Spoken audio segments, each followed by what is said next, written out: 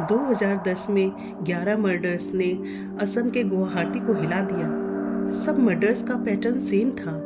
गुवाहाटी का वो serial killer बड़े पत्थर से फुटपाथ पर रहने वालों का सिर फोड़ देता था। इसने लोगों को 24 साल पहले हुए मुंबई और कोलकाता के दर्दनाक मर्डर्स याद दिला दिए थे।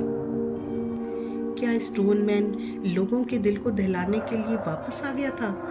यह किलर सबसे पहले 1985 से 1987 के बीच मुंबई में पाया गया था, जब इसने 12 लोगों का मर्डर किया था। 2 साल के बाद 1989 में इसी तरह से मर्डर्स वापस होने शुरू हो गए। यहाँ भी 12 लोगों की जान गई। जैसे अचानक मर्डर्स होने शुरू हो गए थे, वैसे ही अब बंद भी हो गए थे। 1985 की बात है। मुंबई में सुबह लगभग 4 बजे का टाइम था। गांधी मार्केट में फुटपाथ के पास एक लेडी की चीख सुनाई दी। हुआ ये था कि जब उसकी नींद खुली, उसने अपने से कुछ फीट दूर एक आदमी को देखा, जिसका किसी ने एक पत्थर मारकर सिर फाड़ दिया था। लोगों को लगा कि इस बंदे को किसी चोर ने मारा होगा, जिसे इस आदमी ने चोरी करते हुए देख लिया होगा। आफ्टर ऑल, ये एक बेघर इंसान था जिसे मारा गया था। क्योंकि फुटपाथ पर बहुत सारे लोग होमलेस लोग थे, इसलिए एक डेथ से किसी को कोई खास फर्क नहीं पड़ा। फिर एक दिन एक और ऐसी डेड बॉडी पाई गई, जिसके सिर पर पत्थर से वार किया गया था। एक एक करके इसी तरह 5 डेथ्स होती गईं। मारने का तरीका सिंपल था। वो मर्डरर अपने शिकार के लिए फुटपाथ से ही किसी को चुनता, खासकर उन लोगों में से जो अकेले सो रहे हों। फिर वो विक्टिम के सिर पर लगभग 30 किलो के पत्थर से वार करता था। ज्यादातर केसेस में विक्टिम के कोई रिलेटिव्स या जानकार नहीं होते जो उनकी पहचान कर पाए। छठे मर्डर के बाद मुंबई पुलिस ने मर्डर का पैटर्न नोटिस किया। इन्वेस्टिगेशन से पता लगा कि मर्डरर 5 किलोमीटर के रेडियस में ही वारदात को अंजाम दे रहा था। पोस्टमार्टम की रिपोर्ट के अकॉर्डिंग सारी मौतें रात 11 से सुबह 4 बजे के बीच हुई थी, लेकिन कोई आई विटनेस नहीं था। प्रेस ने उस किलर को 2 नाम दिए, पहला पत्थरमार और दूसरा स्टोन किलर। मुंबई के लोग अब पैनिक में आ चुके थे। रात में 10 बजे ही सड़कें सुनसान हो जाती थी और फुटपाथ पर सोने वाले लोग अपनी जान गंवाने के डर से ग्रुप्स बनाकर पहरा देने लगे थे। इन सब के बावजूद मर्डर्स रुक नहीं रहे थे। ऐसा नहीं है कि ये काम बहुत डिफिकल्ट था। 5 किलोमीटर के रेडियस में निगरानी करना कोई बड़ी बात नहीं थी। पुलिस की टीम किलर को पकड़ने के लिए हर रात इलाके में पेट्रोलिंग करती रहती थी। फिर भी वो मर्डरर पुलिस को चकमा देकर एक के बाद एक लोगों को मारता जा रहा था, मानो वो कहीं छुपकर उनके सोने का ही इंतजार करता रहता हो। पत्थर का साइज और वेट देखकर पुलिस वाले हैरान थे। और तो और उन पर कोई फिंगरप्रिंट्स भी नहीं मिलते थे। पैनिक के साथ अब अफवाहें भी फैलने लगी थी। एक थ्योरी के अकॉर्डिंग कोई तांत्रिक उस मर्डरर से काली माँ की सिद्धि हासिल करने के लिए लोगों की बलि दे रहा था। ऐसा लोगों को इसलिए भी लग रहा था क्योंकि अब तक के सारे मर्डर्स ट्यूसडे और सैटरडे को ही हुए थे।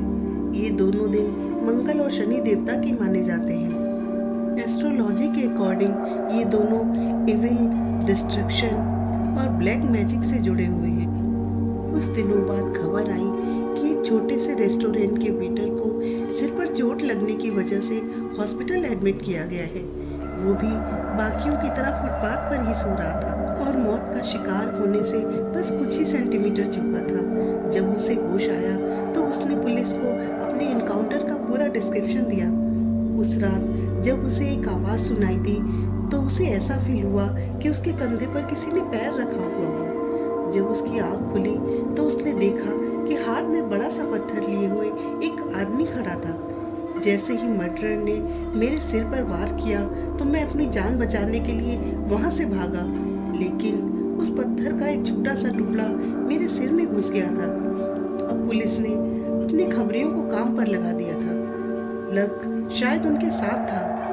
एक खबरी ने मोहम्मद नाम के एक टैक्सी ड्राइवर के बारे में बताया जो सिर्फ रात में ही राइड्स लेता था। लोगों को उससे खतरनाक और नेगेटिव वाइब्स आती थी। अचानक डॉट्स कनेक्ट होने लगे क्योंकि कोई किलर इतना हैवी पत्थर लेकर वॉक तो नहीं कर सकता था। शायद वो उस पत्थर को टैक्सी में ही कैरी करता होगा। उस टैक्सी ड्राइवर की तलाश शुरू हो गई, लेकिन बाद में पता चला कि जो टैक्सी ड्राइवर शक के घेरे में था वो एक्चुअली एक खबरी था जिसे रात में चौकन्ना रहने के लिए कहा गया था। क्योंकि वो रोज रात पेट्रोलिंग करता, इसलिए फुटपाथ पर रहने वाले लोगों को उस पर शक होने लगा था। वापस से सारी होप्स खत्म हो गई। 2 साल बीत गए। जैसे 1985 के बीच में अचानक मर्डर शुरू हुए थे, वैसे ही 1987 में वो रुक गए।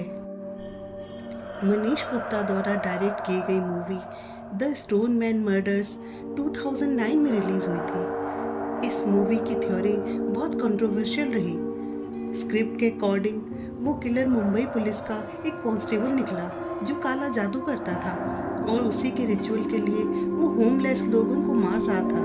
इस थ्योरी की चर्चा बहुत सालों तक होती रही। उस पत्थर मार के पकड़े न जाने का एक रीज़न ये भी बताया जाता है क्योंकि वो पुलिस का ही बंदा था, इसलिए शायद मुंबई पुलिस ने उसका केस दबा दिया।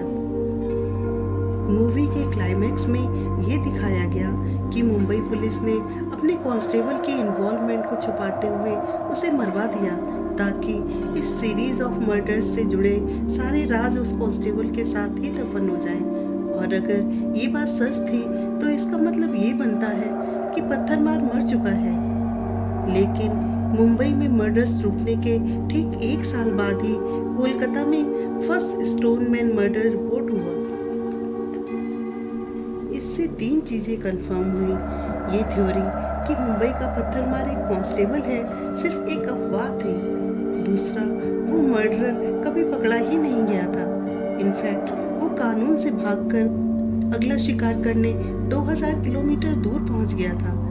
तीसरा, एक पॉसिबिलिटी ये भी थी कि कोलकाता वाले मर्डर्स किसी नए मर्डरर ने मुंबई वाले केसेस का मेथड कॉपी करके किए हों। शायद ये काम एक नए पत्थरमार का था। हालांकि आज तक कोई ऐसा प्रूफ पुलिस के हाथ नहीं लगा जिससे ये बात कंफर्म हो कि मुंबई और कोलकाता के मर्डर कनेक्टेड थे। लेकिन मर्डर के वेपन का सेम होना, विक्टिम्स चूज करना, मर्डर का टाइम और मेथड, इन सब से यही लगता है कि दोनों जगह के मर्डर एक ही इंसान ने किए।